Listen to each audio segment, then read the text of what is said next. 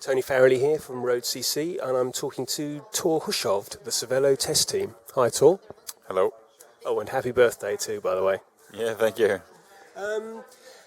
There's loads of questions I'd like to ask you, but the first one is, funnily enough, is about the bike. I take it you're going to be riding the S3 this year?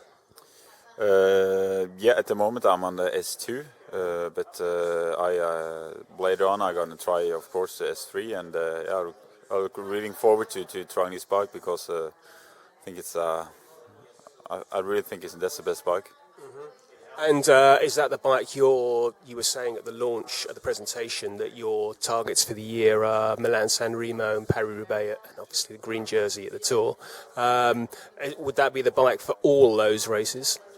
That's the bike for like races, for example, Milan-San Remo. Then it's a perfect bike. But for races like Roubaix, it's too light, too stiff. So then we have the R3, which is perfect for that kind of races. All the classics up in north. And it would be the R3 rather than the R3 SL you'd go for? Yeah, I have to try them on the cobblestones and these small hills. So I think I will find out quite fast who's best on the cobblestones.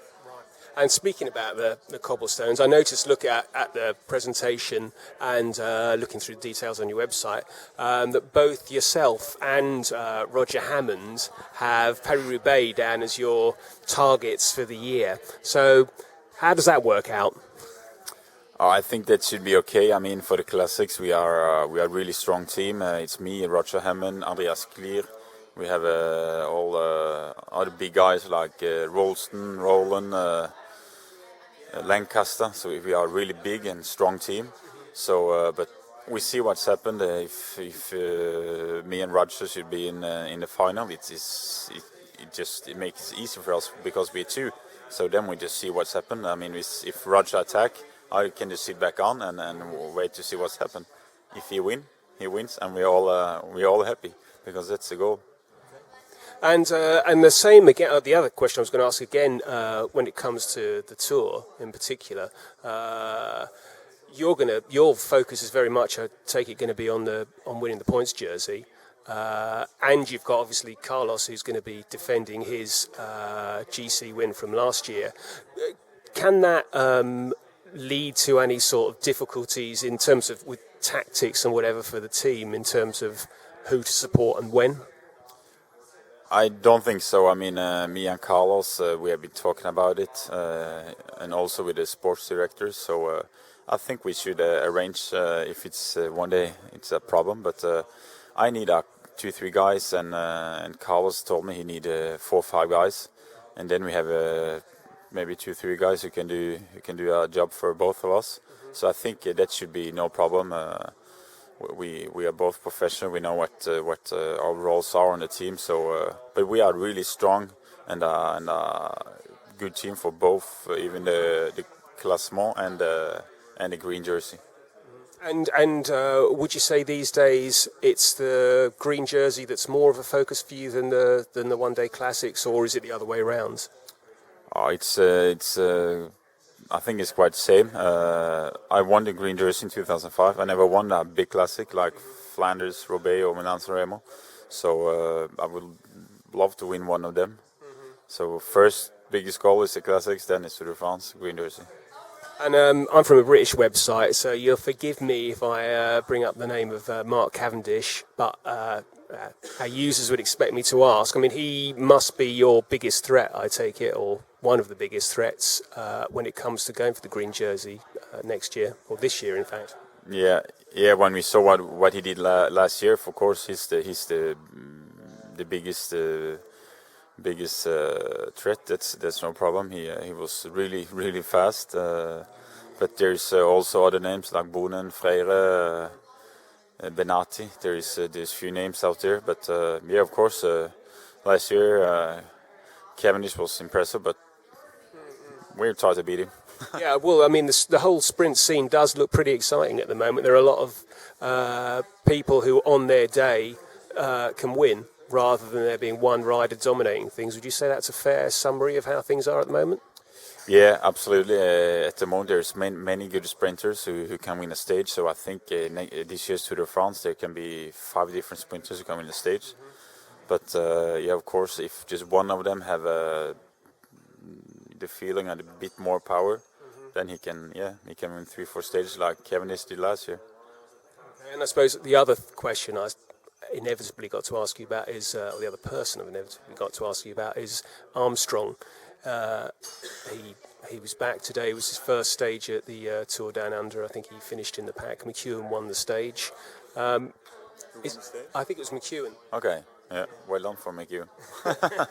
Hope I got that right. But is it, do you see that as, is it a positive having him back? I think it's good to have Armstrong back. There have been some negative focus on the sport last couple of years. So I mean, he's a big sportsman. He had been out there he had been out from cycling for a few years, but when he's back now, I think we make the sports even more popular. More people come to look in races, more spectators on TV. So I think he just makes it bigger for everyone. And your program for the rest of is it the first half of the year that your program is set for? Or do you know what you're going to be doing for the full season, like post tour? Will there be any other races that you'll be looking at?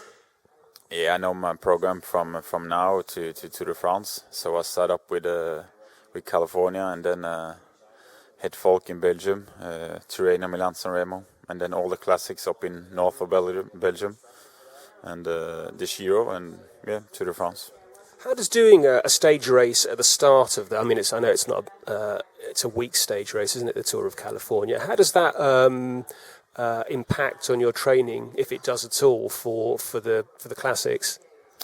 I mean, like I race like California. You need a race like this to find the rhythm in your legs, because California is not a big goal for me. I would like to win a stage here, but I don't. My goal is not to be in shape when I start first day, so I just need a few days to find the rhythm, and then find the rhythm for the classics later on. And for the team as a whole, is it the aim to be a Pro Tour team for next year, do you think, or is the Pro Continental setup good enough? I think the Pro Continental it's good enough how it works now. We have all the invitation to the big races. That's what is matter for us. So I think it's good that we didn't take the step to the top the first year. So if we can be a Pro Continental team for 1 or 2 years and then take the step up if it's possible, I think that should be okay. And what next for yourself? I mean, do you see a couple of years here? I mean, I know it's always hard to say when you're a professional sportsman, what the future can hold. But do you see yourself this being, if you've got one more big contract after this, or? Yeah, I'm 31 today, so and I have a 2-year contract. So within then, I'm 32, 33. But I like the sport. I'm enjoying riding my bike, and that's the most important thing. So I will want to do this at least 4 more years. So finish this contract, maybe another 2-year contract, and then I have to see where I'm standing and what my head wants. In the future, when your riding career comes to an end, do you envisage staying in cycling in some capacity or another? Yeah, I think so. I would like do something with cycling. I mean, I've done this sport for years, and that's the thing I like. But I don't know if I can be a sports director or something like that. But work for a bike brand or something to help them to make better bikes. I don't know. Well, working for the Cervelo Test Team is a good start on that one, at least, isn't it? Yeah, that's a good start, and now I can try. That's my studying for these 2 years here, and how they want the feedbacks and stuff. So maybe it's a good start. Great. Nice to speak to you, Thor. Thank you, Sam.